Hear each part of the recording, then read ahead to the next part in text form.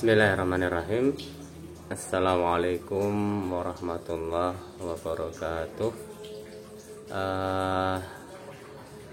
Pada kesempatan kali ini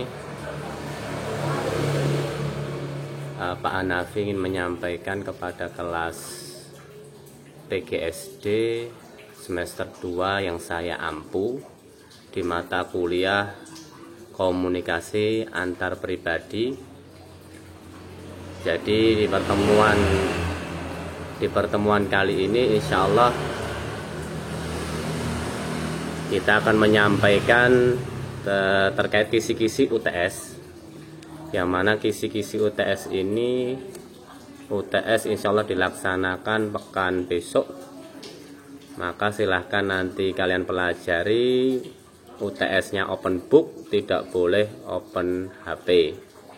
Jadi silahkan kisi-kisi yang sudah saya sampaikan dicari materinya, silahkan kalian pelajari dan selamat mengerjakannya. Sebelum Pak Hanafi menyampaikan kisi-kisinya, Pak Hanafi ingin menyampaikan setelah Ramadan, taqabbalallahu minna wa minkum, taqabbal ya karim, kullu amin wa antum bi khairin.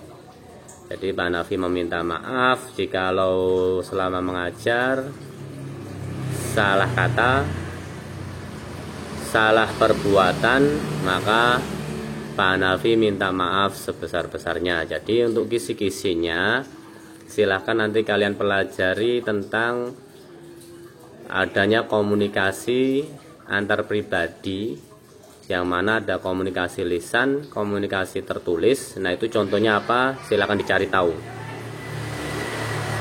Kemudian bagaimana respon kalian ketika ada seorang yang tidak mendengarkan kalian ketika berbicara?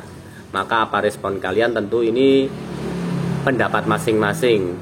Jawaban tentunya tidak boleh sama, karena yang Pak Hanafi tanyakan pendapat kalian ketika kalian dapati salah seorang di antara kalian ketika kalian bicara tapi kalian orang tersebut tidak mendengarkan kalian. Maka bagaimana tanggapan kalian, bagaimana respon kalian?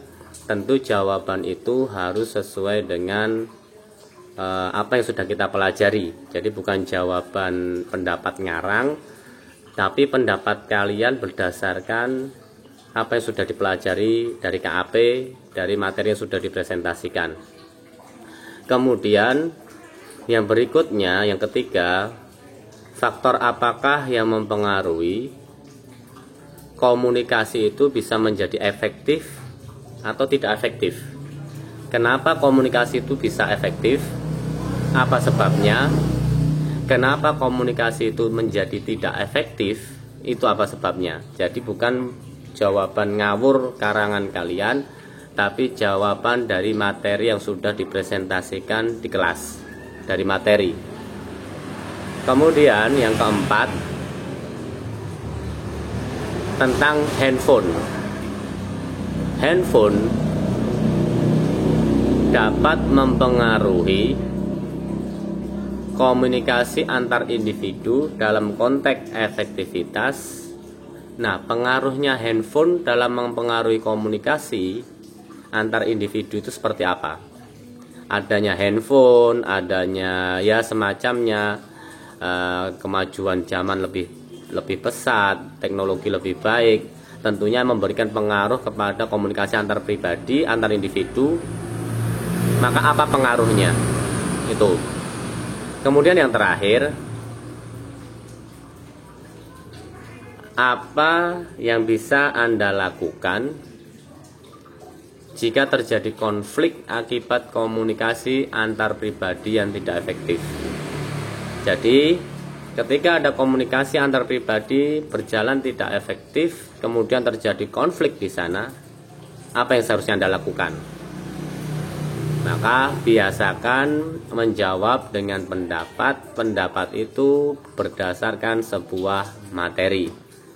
Jadi tulislah dengan bahasa kalian sendiri jawab dengan bahasa kalian sendiri, tetapi tentunya sesuai dengan materi yang sudah disampaikan di kelas dan PPT yang sudah ada di grup WA.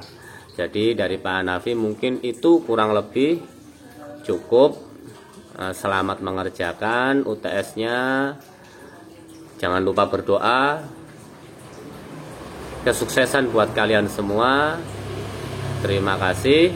Soleh solehah semuanya. Assalamualaikum warahmatullahi wabarakatuh.